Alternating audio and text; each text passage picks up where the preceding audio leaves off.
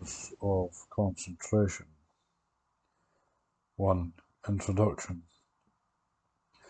The Buddha classified the 8 path factors, the Noble Eightfold Path, into 3 groups or aggregates, khandha, namely the morality group, sila khandha, the concentration group, samadhi khandha, and the wisdom group, panya khandha, or simply virtuous conduct, sila, concentration, samadhi, and wisdom, panya. Here, right effort, right mindfulness, and right concentration are included in the concentration group. As a group, these 3 factors are also referred to as training in the higher mind, adhicitta sikha, which can be defined as training the mind, cultivating spiritual qualities, generating happiness, developing the state of one's mind, and gaining proficiency at concentration. The essence of training in higher mind is to develop and enhance the quality and potential of the mind, which supports living a virtuous life and is conducive to applying wisdom in the optimal way.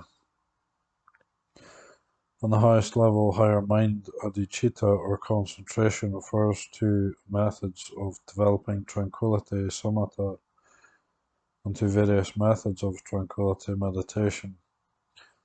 But in a general comprehensive sense, higher mind or concentration encompasses all the methods and means to induce calm in people's minds, to make people be steadfast in virtue, to arouse enthusiasm, and to generate perseverance in developing goodness. 2. Right effort. Right effort, samavayama, is the 6th factor of the Eightfold Path. The suttas define right effort as follows. Monks, what is right effort?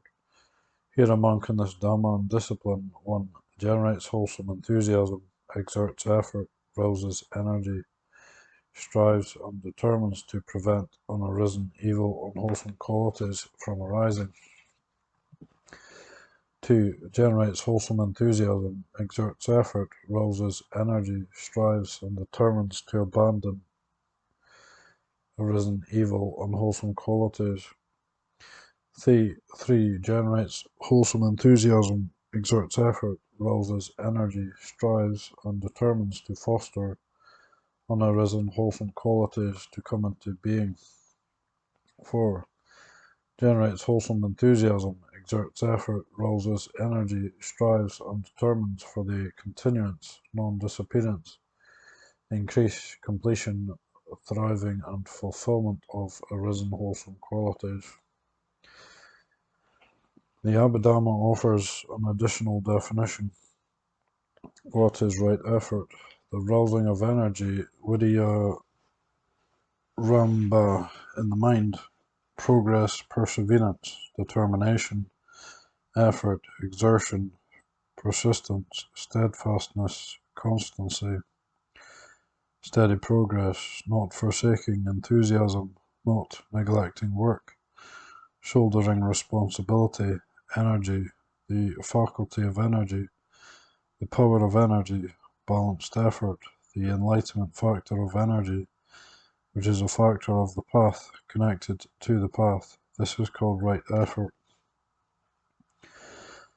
In these definitions, note the importance of wholesome enthusiasm, chanda, wholesome desire, which is the forerunner of right effort and is the essence of all forms of honourable perseverance.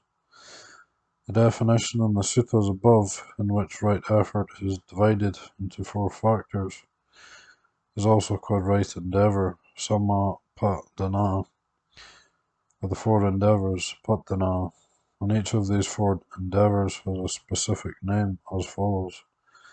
1. Samvara padana, the endeavour to prevent or to be on guard against unarisen unwholesome qualities. 2. Pahana patthana, the endeavour to abandon or to eliminate arisen unwholesome qualities. 3. Bhavana Padana, the endeavour to cultivate or to develop unarisen wholesome qualities. 4. Anurakana Padana, the endeavour to protect, safeguard, or increase arisen wholesome qualities. These 4 efforts are sometimes explained by presenting examples. Samvara Padana. When a monk sees material form with the eye, he does not grasp at its signs and features. He is not captivated by its dominant and minor attributes. He practices in order to restrain the sense faculties.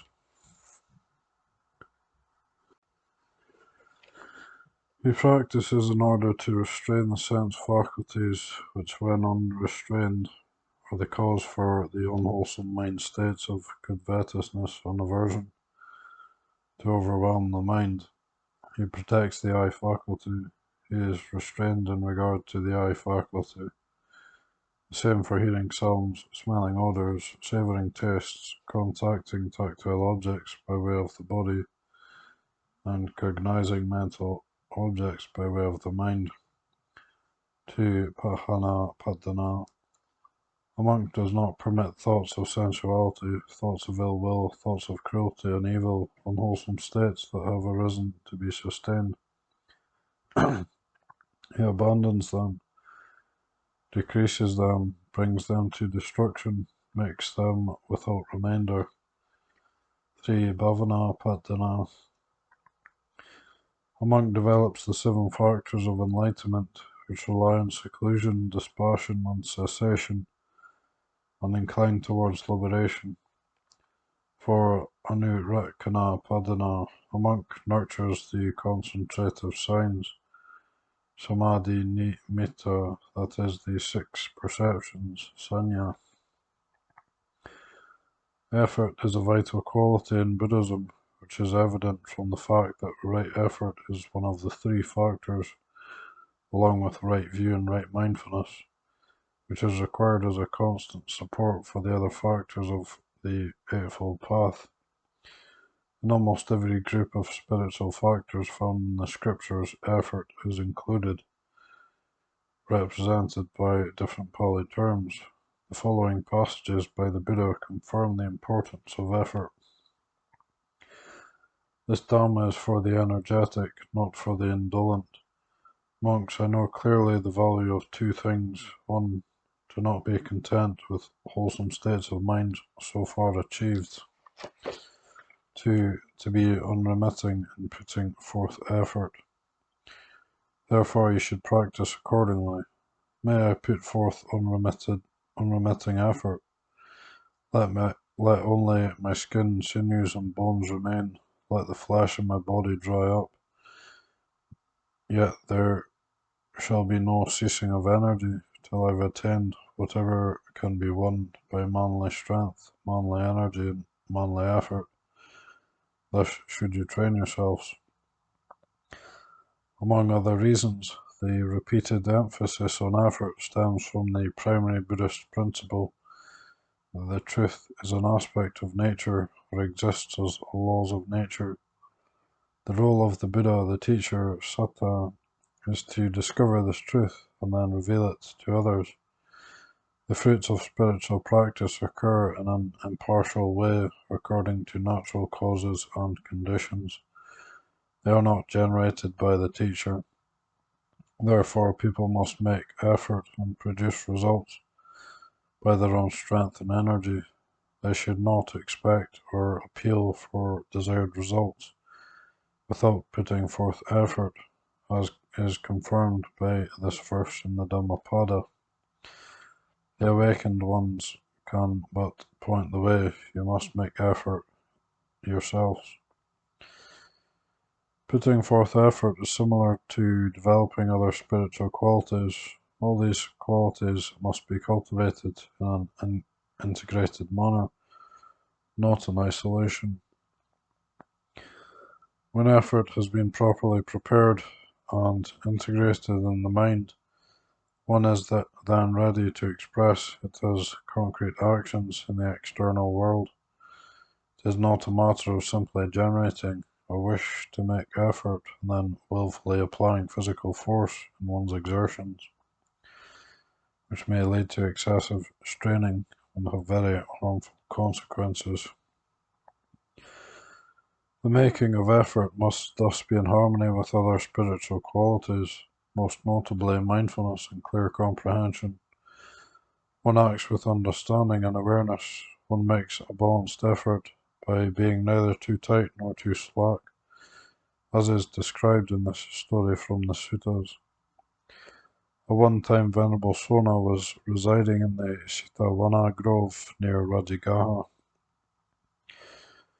He put forth extreme effort in his practice, doing walking meditation, kankamana, until the soles of both his feet were blistered and bleeding, but without success.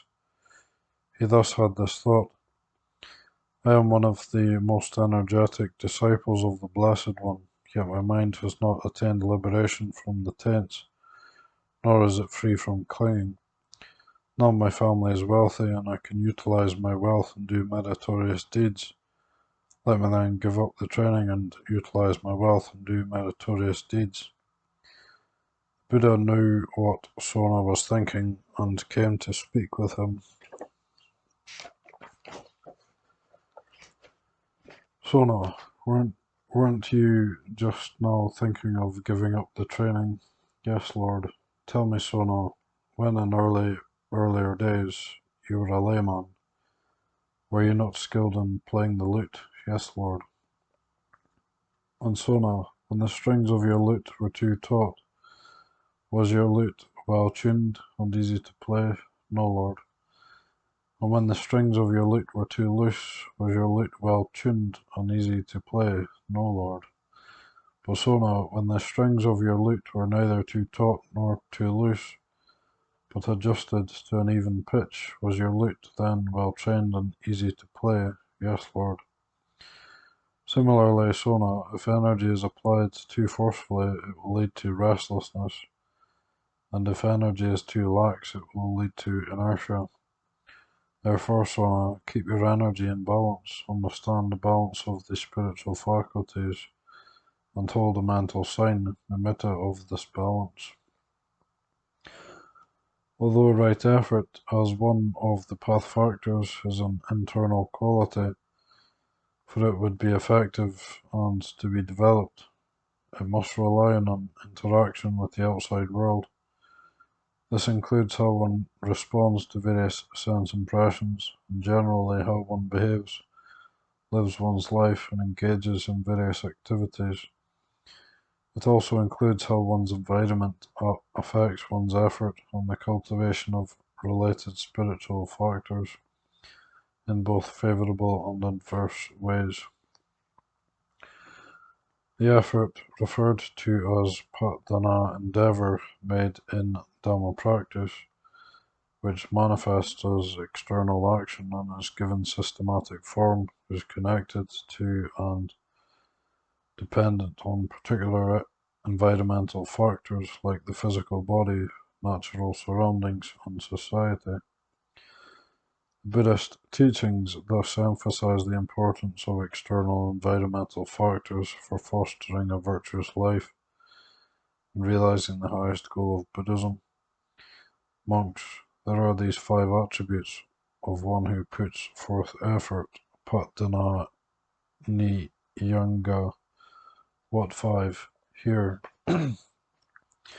1. A monk has faith, he has confidence in the Tathagata's awakening. Thus, for these reasons, the Blessed One is accomplished, fully enlightened, is one who elucidates and disseminates the Dhamma. 2. He is not encumbered by illness and affliction. He possesses a balanced metabolism for digesting food that is neither too cool nor too warm, but medium and suitable for striving. 3. He is not boastful or deceptive.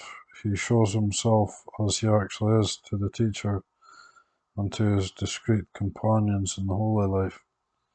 4. He is energetic in abandoning unwholesome states and fulfilling wholesome states. steadfast, persevering, constant, not neglectful, and cultivating wholesome states. 5. He is wise. He possesses wisdom regarding rise and dissolution. It is noble and penetrative, and leads to the complete destruction of suffering. Monks, there are these 5 unfavourable occasions for striving. What 5? Here. 1. A monk is old, overcome by old age. 2. A monk is ill, overcome by illness. 3. There is a famine, crops are bad, food is hard to come by, and it is not easy to keep oneself going by receiving alms food. 4. Danger is prevalent, there is turmoil with bandits from the forests pillaging the land, and the country folk mount their carts and flee. 5. There is a schism in the Sangha. When the Sangha is divided, there is mutual condemnation, accusation, denigration, and rejection. Then those who are without faith do not develop faith, and some of the faithful become otherwise. Monks, there are these 5 favourable occasions for striving. What 5? 1. A monk is young, youthful, black-haired, and endowed with the good fortune of youth, prime of life. 2. He is not encumbered by illness and affliction. 3. A time when food is plentiful, crops are good, food is readily available, and it is easy to keep oneself going by receiving alms food. 4. A time when people dwell in harmony, as milk and water, cherish one another, do not quarrel, but look upon one another with friendly eye. 5. A time when the Sangha dwells at ease, harmoniously, with mutual appreciation, without disputes, with a single recitation. When the Sangha dwells in harmony, there is no mutual condemnation, accusation, denigration, and dejection. Then those who are without faith develop faith, and the faithful grow in faith.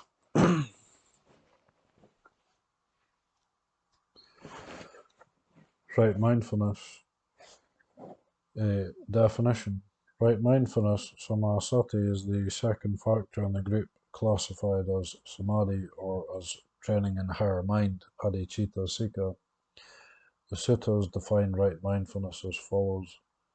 Monks, what is right mindfulness?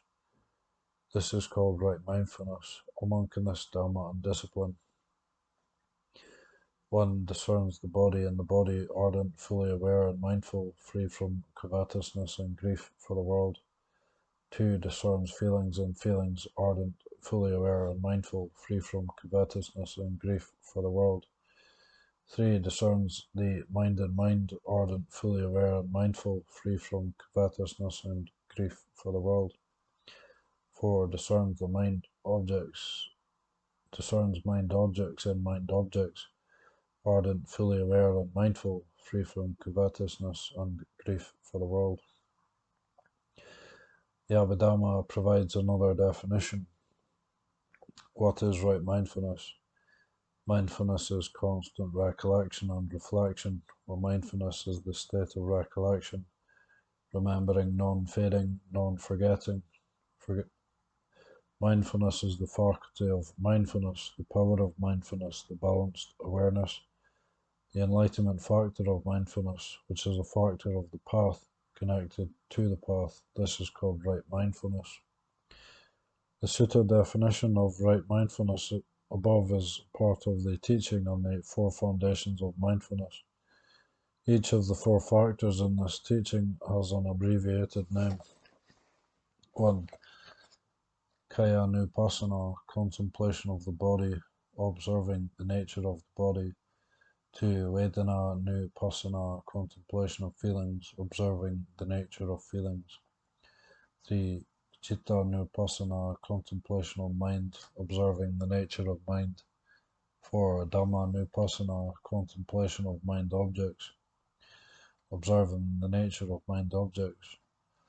Before examining right mindfulness within the context of the 4 foundations of mindfulness, It is important to gain a basic understanding of this term sati, mindfulness. B. Mindfulness as heedfulness. Sati is most simply rendered as recollection, but such a translation may convey the idea that it is simply an aspect of memory. While memory is certainly a valid element of sati's function, it does not do full justice to the essential meaning of the term. As a negation apart from its meaning of non-forgetting, sati also refers to non-carelessness, non-negligence, non-distraction, and non-confusion. The mind is neither disorientated nor inattentive, rather it is focused and alert. These negations point to the positive qualities of circumspection, discernment of one's responsibilities, attentiveness to one's actions, and a readiness to receive things, combined with an awareness of how to engage with them, giving rise to vigilance and care. The function of mindfulness is often compared to that of a gatekeeper who pays constant attention to those people who enter and leave the city gate, permitting those suitable persons to enter and leave, while forbidding those who are unsuitable. Mindfulness is thus of major importance in the field of ethics. It regulates people's actions and it helps to protect and restrain by keeping people from indulging in bad actions and preventing unwholesomeness from infiltrating the mind. Put in simple terms, mindfulness reminds us to do good and to give no ground to the bad. The Buddhist teachings give great importance to mindfulness at every level of ethical conduct. Conducting one's life or one's Dhamma practice constantly governed by mindfulness is called appamada, or heedfulness. Heedfulness is of central importance to progress in a system of ethics, and is usually defined as living with uninterrupted awareness. This may be expanded on as implying constant care and circumspection, not allowing oneself to stumble into harmful ways, not missing any opportunity for betterment, a clear awareness of what things need to be done and what left undone, non-negligence, and performing one's daily tasks with sincerity and with unbending effort towards improvement. It may be said that appamada is the Buddhist sense of responsibility. Heedfulness is classified as an internal factor, as is wise reflection, yoniso manasikara. Both of these factors may form a pair with an identical external counterpart. Association with good and noble friends, kalyana mitata. The Buddha's words describing heedfulness sometimes overlap his descriptions of wise reflection. For these two qualities are of equal importance, though they differ in application. Wise reflection is a wisdom factor and is a tool for practical application. Heedfulness, on the other hand, is a concentration factor. It is that which governs the use of wise reflection, urges its employment, and constantly inspires one to further progress. The importance and scope of heedfulness at various levels of ethical conduct may be seen from the Buddha's own words in the following examples. Monks, just as the footprints of all land animals fit into the footprint of the elephant, and the elephant's footprint is declared to be the chief among them, that is, with respect to size, so too whatever wholesome states there are, they are all rooted in diligence, converge upon diligence, and diligence is declared to be the chief among them. No other thing do I see which is so responsible for causing unarisen wholesome states to arise, and arisen unwholesome states to wane as diligence. In one who is diligent, wholesome states not yet arisen will arise, and unwholesome states that have arisen will wane. No other thing do I see which is so helpful for great benefit as diligence. No other thing do I see which is so helpful for the stability, the non-vanishing, the non-disappearance of the true Dharma as diligence. As to internal factors, I do not see any other factor that is so helpful for great benefit as diligence. Just as the dawn is the forerunner and the precursor of the rising sun, so too accomplishment in diligence is the forerunner and precursor of the arising of the Noble Eightfold Path for a bhikkhu. The chief quality for greatly assisting the rising of the Noble Eightfold Path is accomplishment in diligence. I see no other thing by means of which the unarisen Noble Eightfold Path arises and the arisen Noble Eightfold Path prospers and is fulfilled as the accomplishment of diligence. When a bhikkhu is diligent, it is to be expected that he will develop and cultivate this Noble Eightfold Path. In regard to four matters, O monks, should diligence be cultivated? What for? 1. You should abandon bad physical conduct, cultivate good physical conduct, and not be negligent in this. 2. You should abandon bad verbal conduct, cultivate good verbal conduct, and not be negligent in this. 3. You should abandon bad mental conduct, cultivate good mental conduct, and not be negligent in this. 4. You should abandon wrong view, cultivate right view, and not be negligent in this. If a monk has abandoned bad physical conduct, cultivated good physical conduct, abandoned wrong view, and cultivated right view, he does not fear advancing death. In four ways, O monks, should a monk cultivate diligence by himself, guarding the mind with mindfulness. 1. May my mind not harbour lust for anything, inducing lust. 2. May my mind not harbour anger for anything, inducing anger. 3. May my mind not be deluded by anything, inducing delusion. 4. May my mind not be infatuated by anything, inducing infatuation. When a monk's mind does not harbour lust for lust-inducing objects, because he is free from lust, when his mind does not harbour anger, when he is not deluded, when he is not infatuated, then he will not waver, shake, recoil, or tremble with fear, and he will not need to believe anyone, not even the words of ascetics. King Pasenadi, is there, venerable sir, one thing which secures both kinds of good, the good pertaining to the present, or the visible good, and that pertaining to the future, or the spiritual inconspicuous good? Buddha, there is. King Pasenadi, and what is that one thing? Buddha, diligence, great king. So it is, great king, the Dhamma, which has been well expounded by me, is for one with good friends, good companions, good comrades, not for one with bad friends, bad companions, bad comrades.